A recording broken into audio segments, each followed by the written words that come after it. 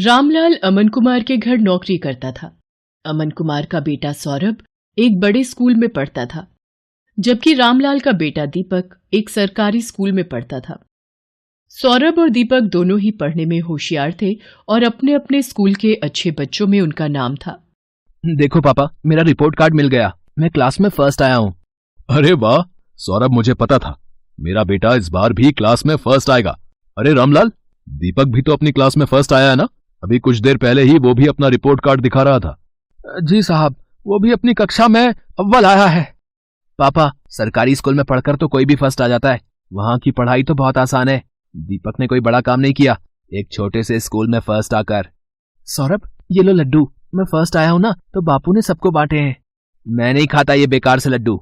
Mom, वो chocolate बादाम कहाँ हैं जो आपने सबको खिलाए हैं?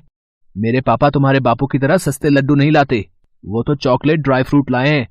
और ज्यादा इतराने की जरूरत नहीं है। तुम हमारे नौकर के बेटे हो। जितनी मर्जी कोशिश कर ले, तो मेरी बराबरी नहीं कर सकता। सौरभ बेटा, ऐसे नहीं बोलते। दीपक भी अच्छा बच्चा है। मॉम, मुझे दीपक एक आंख नहीं भाता। मेरे सामने पापा उसकी तारीफ करते रहते हैं। मुझे बिल्कुल अच्छा नहीं लगता। मैं कपिल के घर खेलने जा रहा हूँ। सौरभ को दीपक से नफरत थी। दीपक भी उसकी तरह पढ़ाई में बहुत अच्छा था। ये बात सुनकर सौरभ और गुस्से में आ जाता है। सौरभ कपिल के घर खेलने चला जाता है। क्या हुआ सौरभ, आज तू बड़ा गुस्से में है? मैं दीपक से नफरत करता हूँ। आज मैं जब पापा को अपना रिपोर्ट कार्ड दिखा रहा था, तो दीपक ने भी अपना रिपोर्ट कार्ड दिखाया। वो भी मेरी तरह फर्स्ट आया है। फिर तुम ही बताओ। फिर पापा उसकी भी तारीफ करने लगे। वो हमारे नौकर का बेटा है। ये बात मुझे उसे समझानी होगी।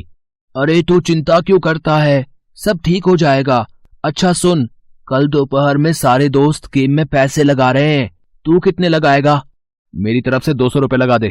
अरे तू फिर से अपनी मम्मी के बैंक अकाउंट से 200 रुपए लेगा तो तेरी मम्मी गुस्सा नहीं करेंगी? मेरे पापा बहुत रिच हैं, मेरे पास पैसों की कमी नहीं है।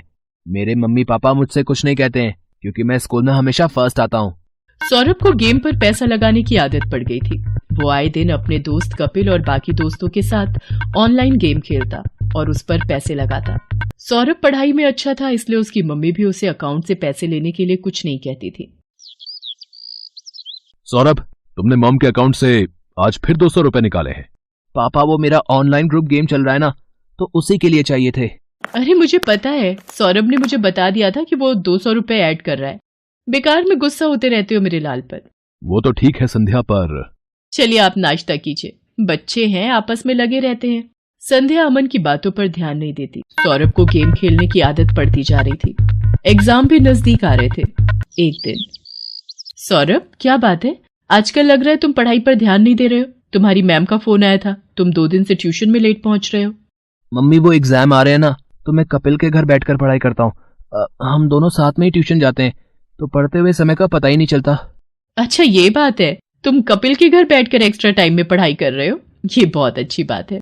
उधर दीपक भी अपनी आने वाली परीक्षाओं की तैयारी कर रहा था। बापू, इस बार मुझे फिर से फर्स्ट आना है। देखना, मैं खूब मेहनत करूंगा।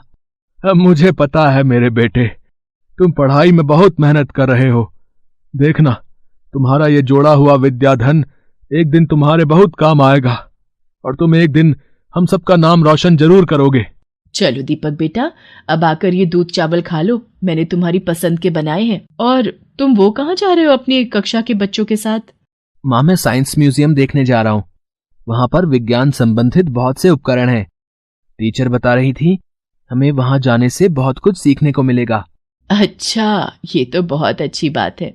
दीपक स्कूल के बच्चों के साथ साइंस म्यूजियम देखने जाता है। वहां उसे प्राइवेट स्कूल के बच्चे भी दिखाई देते हैं, जिनमें सौरभ भी होता है। सौरभ, ये तो वही लड़का है जो कई बार तेरे घर पर भी देखा है।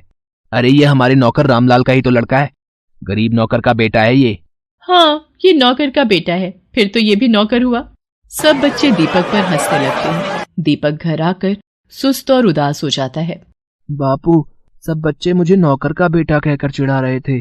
सब बच्चे मेरे ऊपर हंस रहे थे। अरे मेरे बच्चे, तू इतनी सी बात पर बुरा मान गया।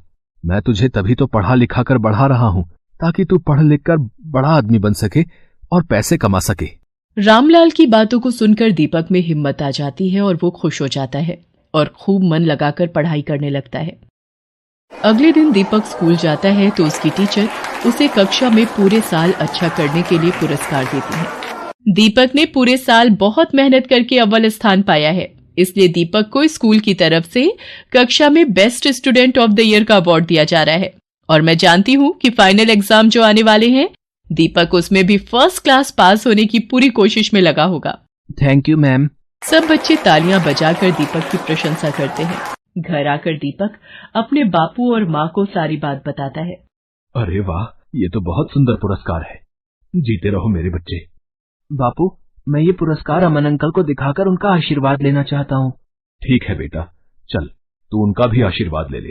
संध्या, तुम्हारे बैंक अकाउंट से 1 लाख रुपए निकल गए और तुम्हें पता तक नहीं। मैं भला इतने पैसे एक साथ कहाँ खर्च करूंगी? मुझे भी कुछ समझ नहीं आ रहा, ये सब कैसे हो गया? रुको, मैंने बैंक से सारी डिटेल निकलवाई है। बैंक की तरफ से ही फोन है। अमन बैंक वालों से फोन पर बात करने लगता है। रामलाल और दीपक भी वहीं खड़े थे। हो गया सत्यानाश। और दो लाडले को मोबाइल फोन। तुम्हारे बेटे ने बेवकूफी में 1 लाख रुपए न जाने किसी ऑनलाइन गेम में लगा दिए। अब भुगतो। और है कहाँ ये सौरभ? वो तो अपने दोस्त कपिल के साथ ट्यूशन गया है। मेरे फोन पर सौरभ के ट्यूशन से फोन। जी, मैं सौरभ की मम्मी बोल रही हूँ।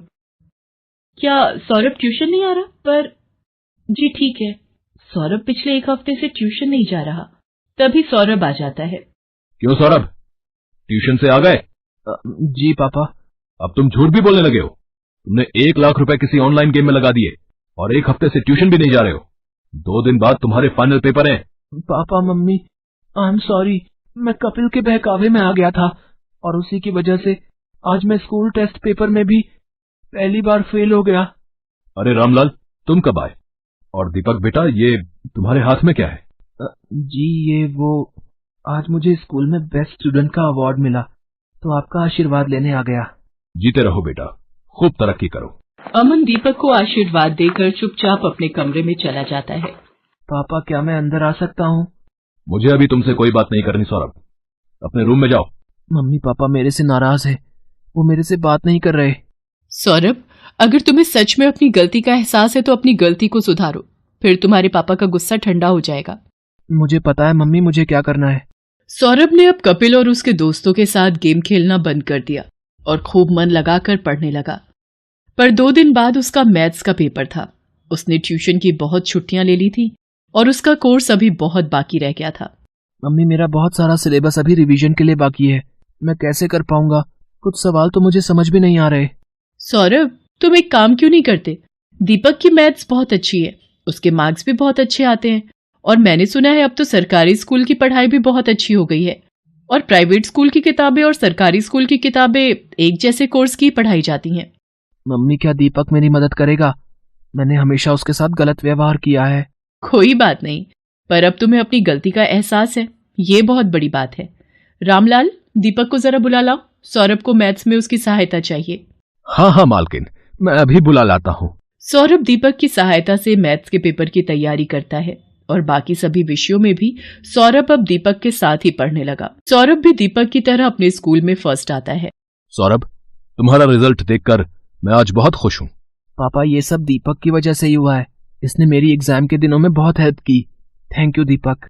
रामलाल, तुम्हारा बेटा दीपक बहुत होनहार है। देखना ये एक दिन जरूर बड़ा आदमी बनेगा। अमन अंकल, एक दिन मैं भी आपकी तरह ही बड़ा बिजनेसमैन बनूंगा। दीपक की बातों को सुनकर रामलाल की आंखों में खुशी के आंसू आ जाते हैं और वो दीपक को गले से लगा लेता है।